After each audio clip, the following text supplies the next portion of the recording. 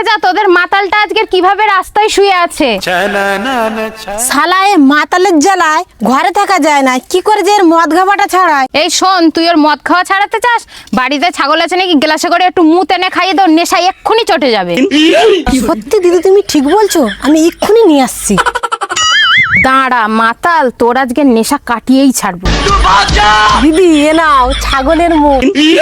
নে এবার মালটাকে ধর, ये भगवान क्या जुल्म है। নে খা, ছেড়ে দে, দেখ এবার মজাটা।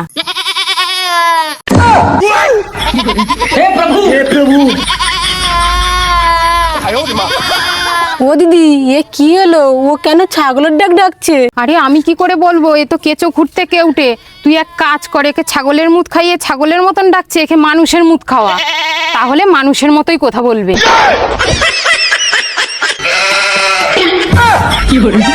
দেখেছিস মাতাল কিভাবে জব্দ হয়?